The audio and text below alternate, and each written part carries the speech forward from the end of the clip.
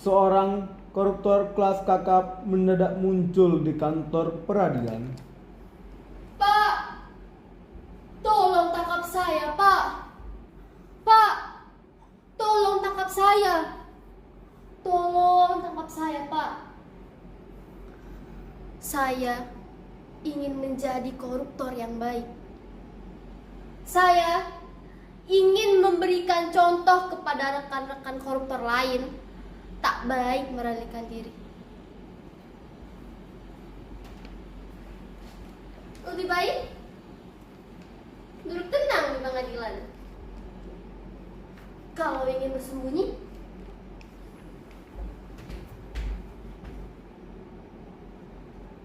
bukankah persembunyian paling aman bagi para koruptor justru berada di pengadilan?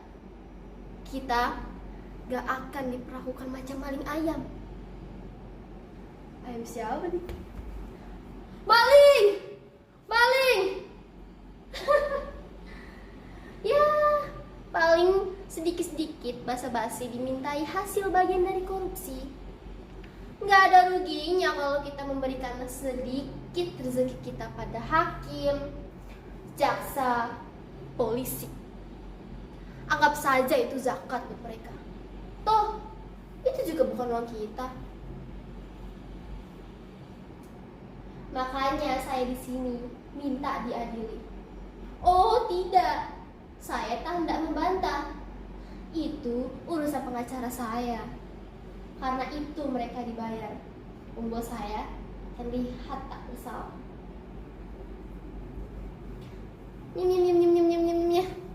Bu, apakah ibu tidak membantah kalau ibu adalah seorang koruptor? Bu, berapa jumlah uang yang ibu korupsi? Bu, apakah ibu takut diancam? Oh, tidak.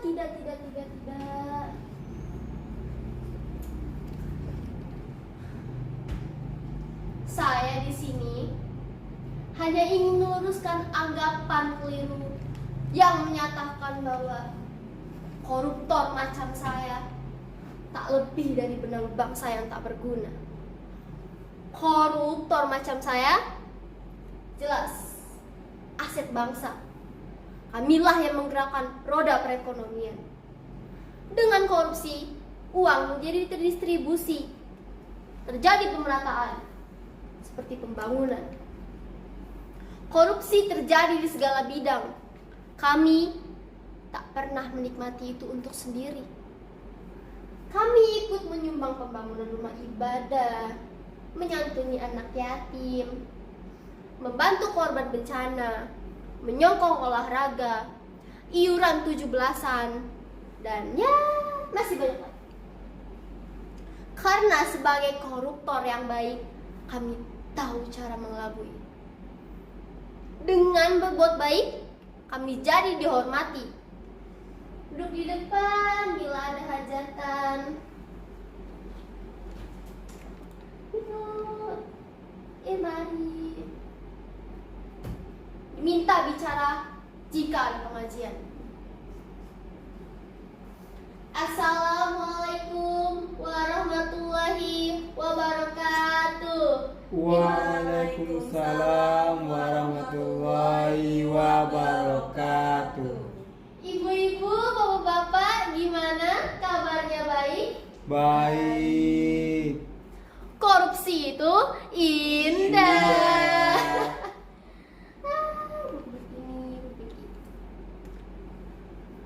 Bu, bagaimana dengan para mahasiswa yang terus berdemonstrasi menuntut para koruptor di penjara? Naif. Bila semua mahasiswa menuntut para koruptor di penjara, nanti malah repot. Harus bikin banyak penjara. Karena 70% warga republik ini pasti akan korupsi. Ya, bukankah itu akan memberatkan anggaran belanja negara? Daripada uang itu dihambur-hamburkan untuk membuat penjara, lebih baik kami korupsikan. Percayalah, membiayai koruptor di penjara itu jauh lebih tinggi daripada dana subsidi BBM yang dialokasikan untuk mengatasi kemiskinan. Maka dari itu, kami korupsikan dan kami bagikan secara adil dan merata. Itu baru namanya koruptor yang baik dan benar sesuai Pancasila. Maka dari itu, marilah kita hidup dengan damai. Yang koruptor nggak koruptor itu pun apa sih bedanya? MH Ainun Najib kan pernah bilang, kesalahan hanya kebenaran yang tertunda. Yang nggak korupsi pun itu hanya soal kesempatan yang tertunda. Koruptor atau tidak, semua dapat tempat, semuanya dapat bagian. Karena daripada itu, marilah kita mulai menerima kenyataan betapa korupsi sudah menjadi suatu hal yang menyenangkan di Republik ini. Anggap saja koruptor itu sebagai roda perekonomian kita.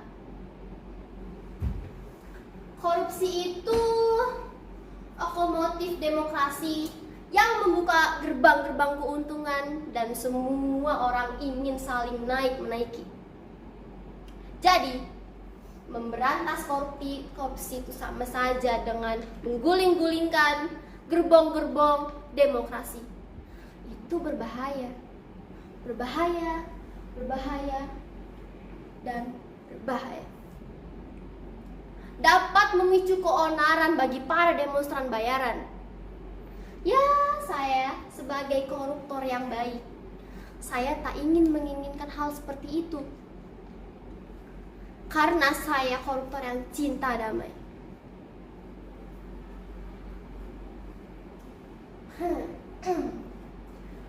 Terus terang, saya capek jadi buronan. Itu merendahkan martabat saya.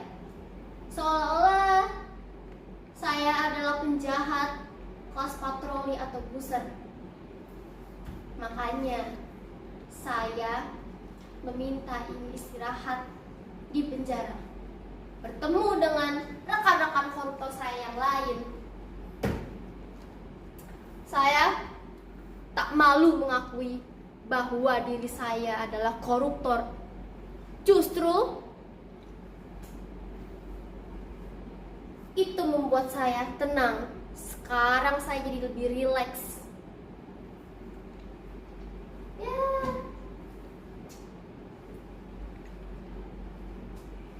Maka dari itu, saya minta dihukum dengan cara sebenar-benarnya.